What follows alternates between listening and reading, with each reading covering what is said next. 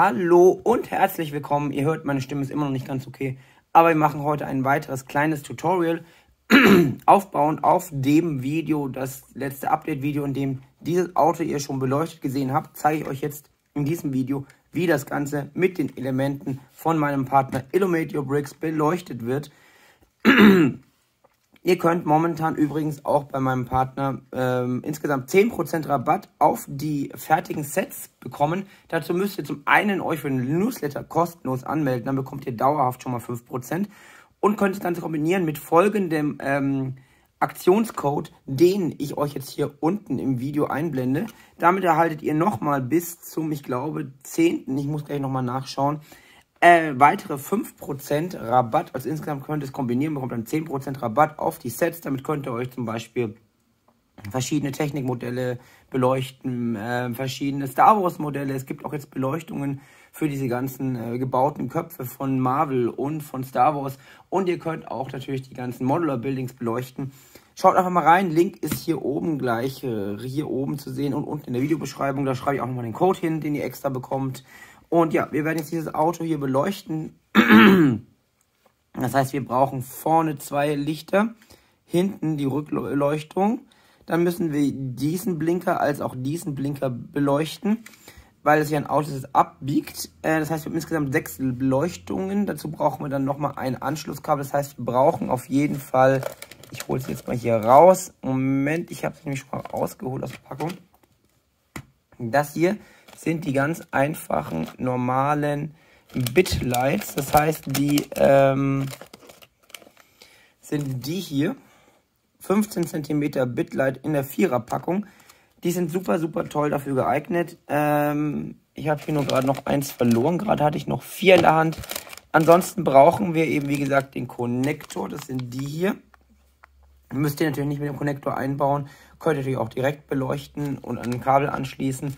Und dann brauchen wir noch die Flashing Lights. Das sind die hier. Davon werden wir 2 Stück einbauen. Die blinken eben einfach. Lässt sich ganz einfach einbauen. Und dazu brauchen wir in dem Fall noch ein, ich muss mal kurz hier reinschauen, ein 8er Expansion Board. Das heißt, es hat 8 Anschlüsse. Das heißt, wir kriegen unsere 6 Lichter rein plus den Anschluss, von dem der Strom kommt.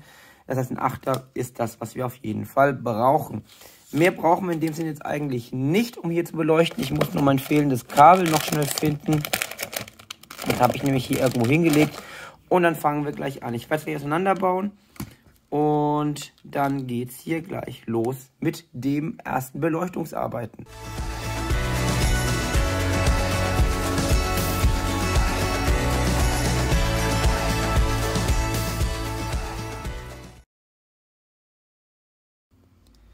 Was wir auf jeden Fall am Anfang immer machen, ist, wir müssen jetzt erstmal ein bisschen rückbauen. Wir bauen jetzt erstmal hier das hier ein bisschen auseinander. Wir bauen auch hier oben das hier ab. Auch hier diese Zierelemente erstmal. Dann kommen wir in den eigentlichen Teil. Hier ist die Beleuchtung dran. Das heißt, wir müssen das hier jetzt mal abbauen alles. Im besten Fall merken wir uns, wie das Ganze zusammengebaut ist. Und nehmen jetzt auf jeden Fall mal dieses Element hier ab.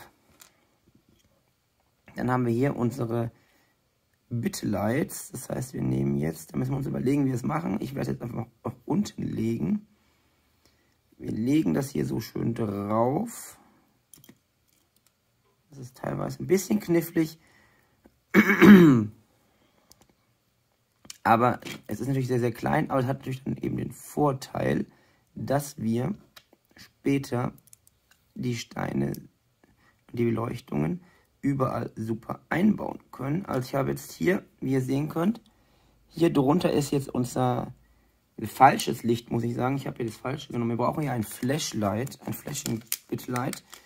Ich hatte ja jetzt aus Versehen eins, das normal ist, also nicht blinkt.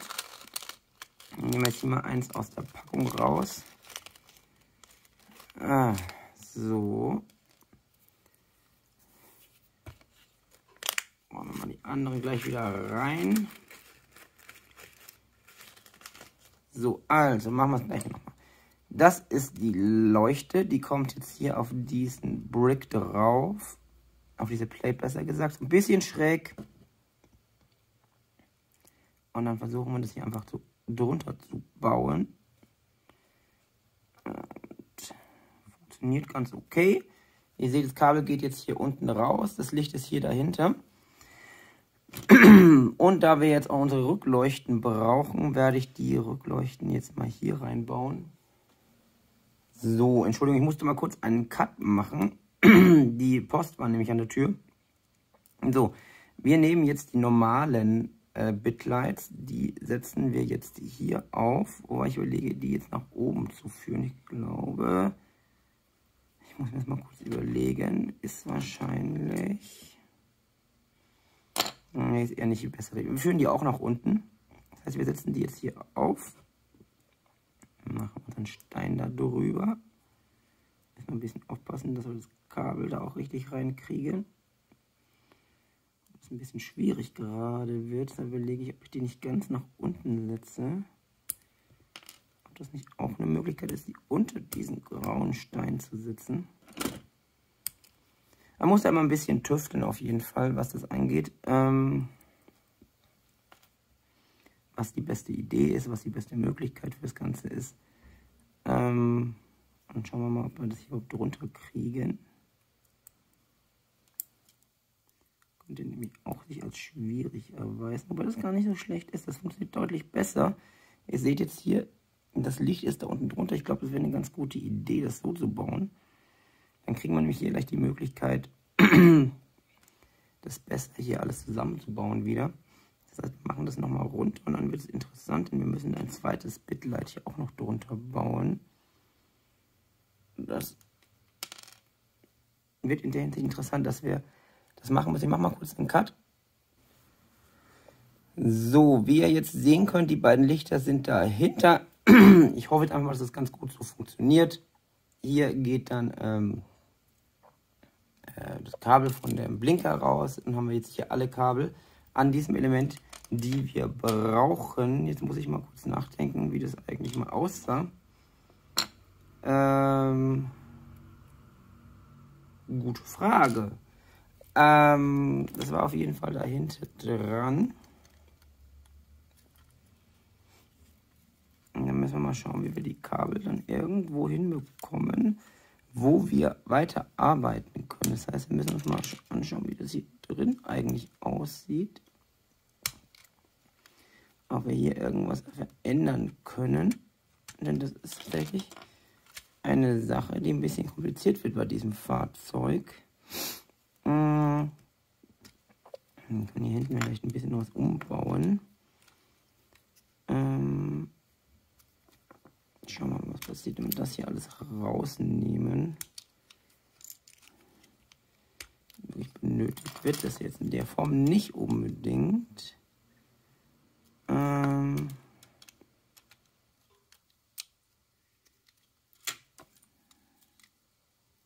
Das mal wieder auf die richtige Höhe bringen. Also die müssen auf jeden Fall bleiben. Denn die gehören ja zu den Außenbereichen. Mein Plan ist, dass ich jetzt hier ein bisschen Platz schaffen kann, um da die ganze Technik drin zu verstauen. Dazu muss ich natürlich jetzt erstmal schauen, wie ich das hier wieder irgendwie reinbekomme.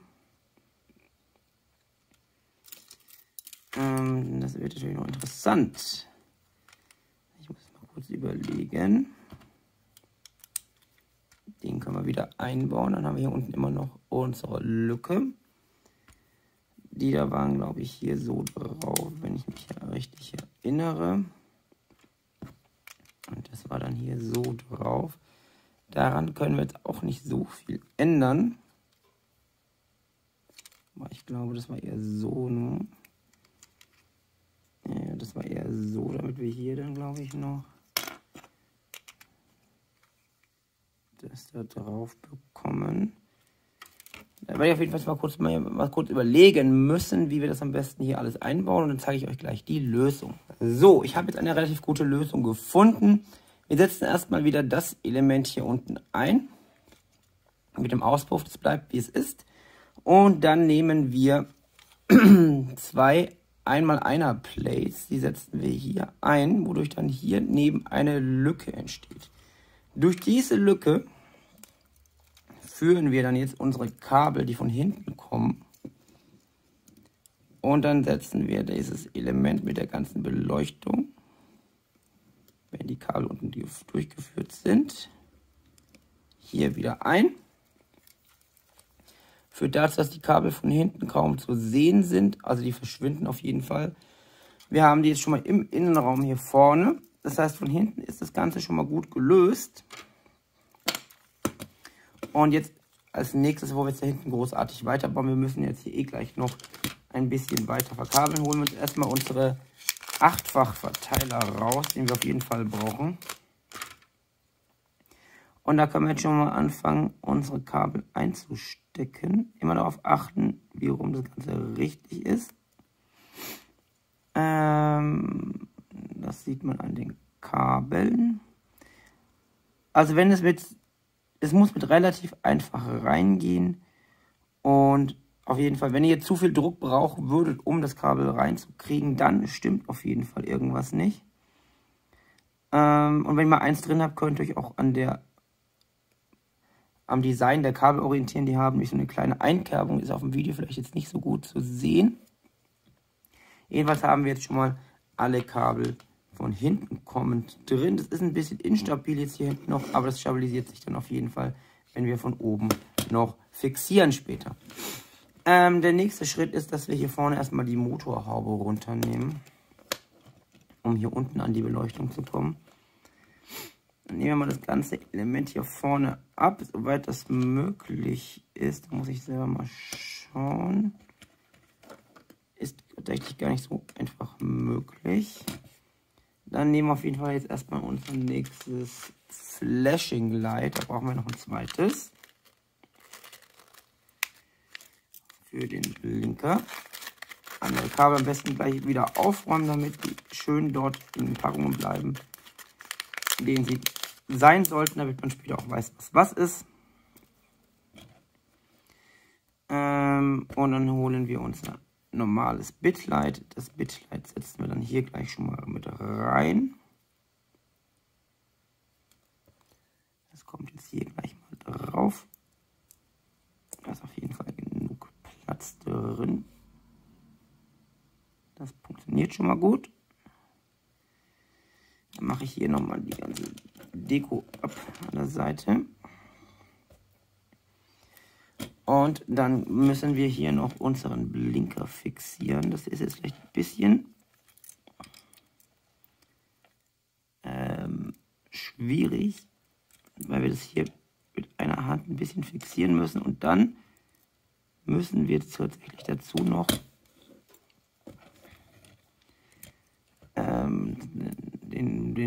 die Plate oben drauf setzen. Machen wir das Schwarze hier ab, das ist mir ein bisschen im Weg gerade. Ihr seht, wie man tatsächlich erstmal einiges abbauen muss. Ich selber musste gerade mal kurz in der Anleitung nachschauen, wie das Ganze wieder zusammengehört. Passiert manchmal, dass man so viel abbaut, dass man tatsächlich erstmal nachschauen muss, wie das Ganze wieder zusammengehört, vor allem wenn man anfängt, Modifikationen vorzunehmen, damit die Kabelführung besser funktioniert. Aber das kriegen wir jetzt gleich hin. Ansonsten müssen wir doch noch das ganze Teil hier vorne, die Schürze, abnehmen. Wollte ich eigentlich verhindern, damit wir eben nicht noch mehr auseinanderbauen müssen. Aber ich glaube, das kriegen wir schon hin. Ja, ich glaube, das haben wir jetzt hinbekommen. Das sieht doch ganz okay aus so. Die Kabel gehen unten raus. Das funktioniert auf jeden Fall. Und dann machen wir hier drüben noch unser viertes Bitlight. Warum ich das jetzt hingelegt habe.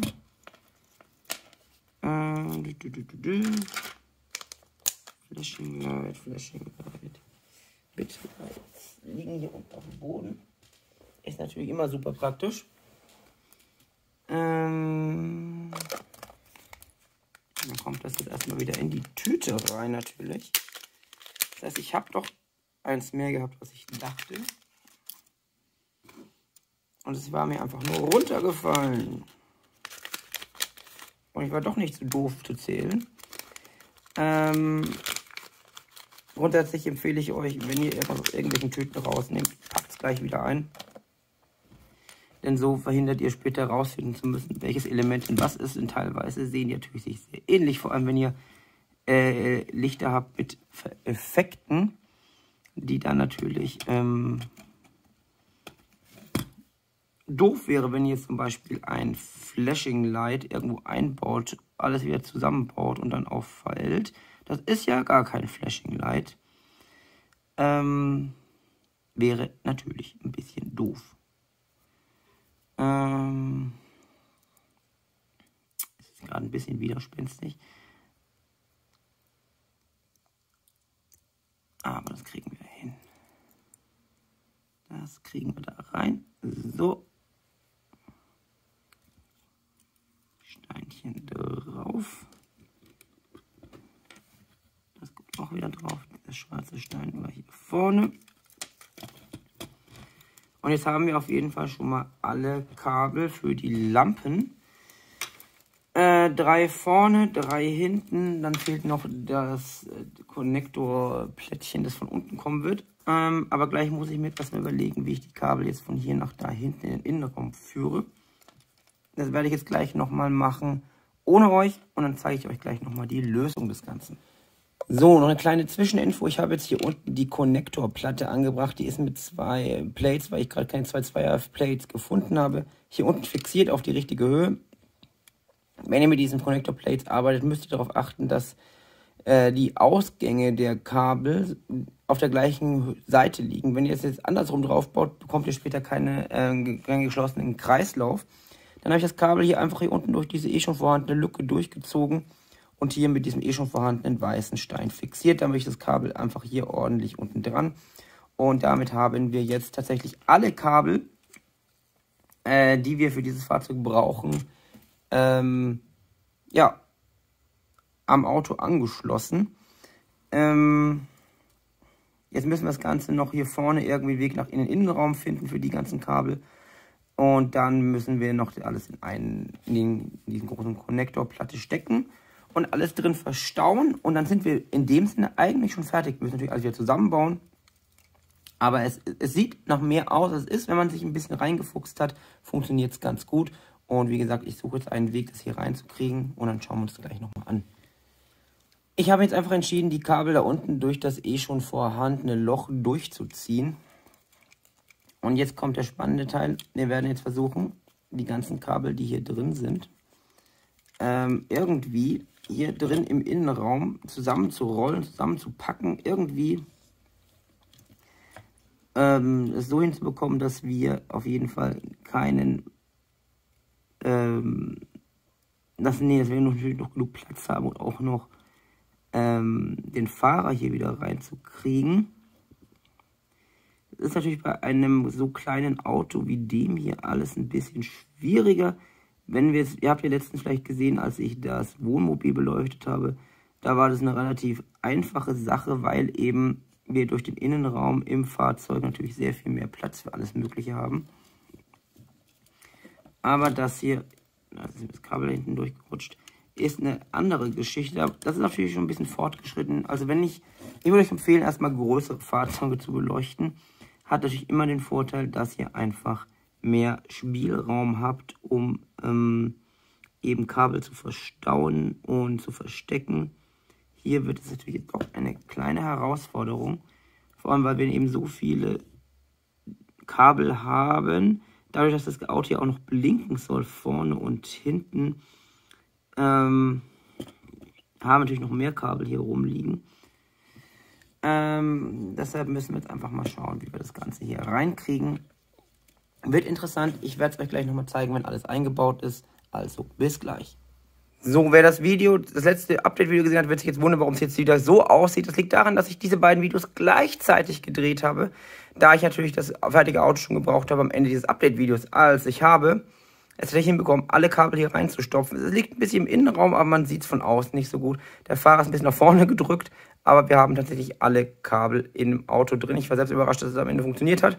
Bevor man jetzt aber alles wieder zusammenbaut, kann man oder sollte man auf jeden Fall erstmal testen, ob das Ganze auch funktioniert. Ich habe ja hier schon mal meine Stelle vorbereitet. Jetzt drücken wir jetzt mal ein bisschen drauf auf den Konnektor. Ihr seht, die Rückleuchten leuchten, der Blinker funktioniert, der Blinker vorne funktioniert und auch die vorderen Leuchten funktionieren. Das heißt, wir können jetzt tatsächlich alles zusammenbauen und es wird gut aussehen. Ja, wie gesagt, testet am besten, ob alles funktioniert, bevor ihr alles wieder zusammenbaut. Das macht wirklich keinen Spaß, dauernd alles zusammenzubauen, wieder auseinanderzubauen, zusammenzubauen. Also ich baue jetzt das Auto zusammen und dann schauen wir uns mal an, wie das Ganze aussieht, wenn es fertig auf der Straße steht. Okay, das Ganze ist jetzt soweit fertig. Ihr seht, es ist alles zusammengebaut. Was mich aber stört, ist, dass man bei diesen Rücklichten hauptsächlich helle Lichtpunkte sieht und nicht Rotlicht. Das heißt, ich werde jetzt diese Elemente rausnehmen und austauschen gegen diese leuchtenden, also diese roten durchsichtigen Steine. Ich glaube, es sieht auf jeden Fall besser aus. Das heißt, ich mache nochmal kurz einen Cut und dann schauen wir uns das gleich nochmal an. Und das sieht doch deutlich besser aus, würde ich sagen. Es leuchtet jetzt einheitlich rot hinten. Der Blinker funktioniert auf vorne und hinten natürlich auch. Und hier vorne sieht es auch gut aus, meiner Meinung nach. Man erkennt alles. Wir haben alles eingebaut. Damit wäre das Tutorial zur Fahrzeugbeleuchtung hier fertig. Wenn ihr gerne weitere Beleuchtungstutorials haben wollt, dann schreibt es mir gerne in die Kommentare. Ich werde wahrscheinlich gleich hier nochmal einen Cut machen, wie das Ganze aussieht, wenn hier auch die Straße fertig ist. Also ein bisschen kompliziert heute, weil ich eben, wie gesagt, 2 Videos gleichzeitig zusammen mache. Aber ich glaube, es funktioniert ganz gut und ihr bekommt mehr Content, also freut euch hoffentlich. Ja, wie gesagt, Cut und gleich gibt es hier nochmal einen finalen Blick auf das Auto. Und so sieht das beleuchtete Auto jetzt also im fertigen Setup aus. Ihr seht, hier ist auch noch ein paar andere Sachen beleuchtet worden. Habt ihr vermutlich gestern im Update-Video gesehen. Und hier ist unser fertiges Auto. Mir gefällt es auf jeden Fall. Ich hoffe, euch auch. Ich hoffe, das Tutorial hat euch irgendwie geholfen, euch gefallen. Schreibt mir gerne in die Kommentare, was ihr dazu denkt und ob ihr weitere Beleuchtungstutorials haben wollt. Und vor allem was und wann und überhaupt. Schreibt es mir in die Kommentare. Ich bin gespannt und ich sage einfach vielen Dank. Vielen Spaß beim selber bauen, beim selber beleuchten natürlich auch. Und ja, wie gesagt, klickt mal oben rechts auf meinen Partner-Link. Dort bekommt ihr momentan noch bis zu 10% Rabatt. Und auch alles, was ihr braucht, um hier selbst zu beleuchten. Also, dann bis zum nächsten Mal hier in der Brickworld. Viel Spaß, bleibt gesund und bis dann. Tschüss.